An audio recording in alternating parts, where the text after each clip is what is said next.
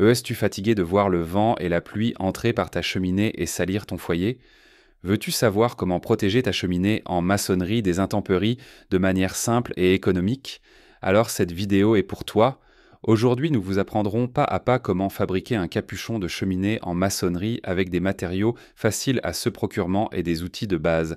Avec cet accessoire simple, tu pourras éviter que la pluie, la neige et le vent entrent dans ton foyer par la cheminée, prolongeant la durée de vie de ta cheminée et évitant de devoir nettoyer constamment les cendres qui s'accumulent à l'intérieur. Alors n'attends plus et accompagne-nous dans ce tutoriel pour fabriquer un capuchon de cheminée en maçonnerie. De manière facile et économique, commençons.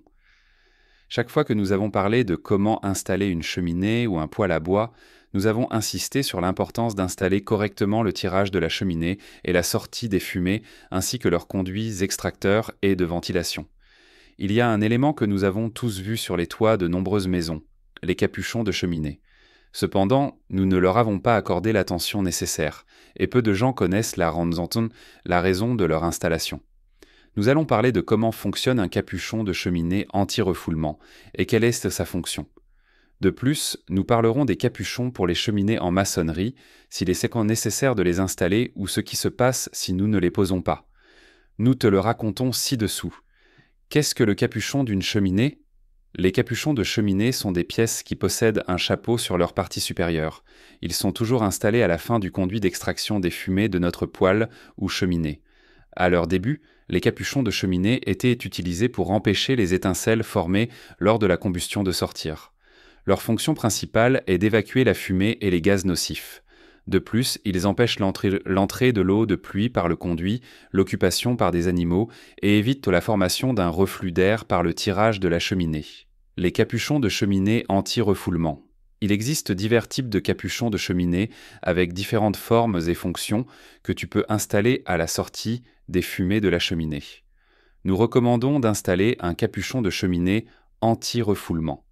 Les capuchons de cheminée anti-refoulement se placent, comme nous l'avons dit précédemment, à la fin du conduit de la cheminée pour éviter le refoulement de fumée produit par les courants d'air adjacents sur le toit. Ils freinent également le passage de la pluie dans les conduits de sortie. Ces appareils sont faciles à entretenir. Il n'est pas nécessaire de graisser leur axe et leur système de protection latérale contre le vent fait d'eux l'un des capuchons les plus installés sur les toits. De plus, ils évitent de devoir effectuer des travaux sur le toit. Autres exemples de capuchons de cheminée. Il y a des moments où, en raison d'agents et de facteurs externes, le même capuchon ne nous convient pas. Pourquoi? Cela est dû au fait qu'il existe différentes zones, par exemple situées dans des régions à forte pluviométrie ou des cheminées qui nécessitent un renforcement pour évacuer la fumée. Il existe d'autres types de capuchons de cheminée comme par exemple capuchons extracteurs. Ils sont généralement placés lorsqu'une cheminée a des difficultés d'évacuation des gaz. Capuchon chinois, il n'est pas protégé latéralement, il est donc très facile que l'eau pénètre. Actuellement, il n'est plus souvent utilisé. Capuchon girouette. Il est installé dans des zones où il y a de forts vents. Ce type de capuchon de cheminée nécessite un entretien régulier. Comment fabriquer un capuchon de cheminée en maçonnerie? En cas d'avoir une cheminée en maçonnerie, nous pouvons préférer acheter un capuchon de cheminée métallique ou en maçonnerie. Ces types de capuchons de cheminée en maçonnerie permettent de maintenir une esthétique cohérente avec le reste de la construction sans trop dénaturer l'apparence. Il est nécessaire de placer un capuchon sur une cheminée en maçonnerie pour éviter que l'eau n'entre, en plus d'aider à l'évacuation de la fumée créée par la combustion du bois. Que se passe-t-il si je n'installe pas de capuchon sur la cheminée? Nous pouvons nous retrouver dans divers scénarios. Que notre cheminée ou poêle à bois ait un tirage plus fort et gaspille plus de bois. Cela se traduit par une consommation accrue et moins d'économie. Que la cheminée finisse par s'oxyder. Que le froid entre par le conduit de la cheminée en l'absence d'un capuchon capable de supporter la pression. Que les jours de pluie, de l'eau noire coule dans les conduits de la cheminée jusqu'à la chambre de combustion et ainsi tache le logement.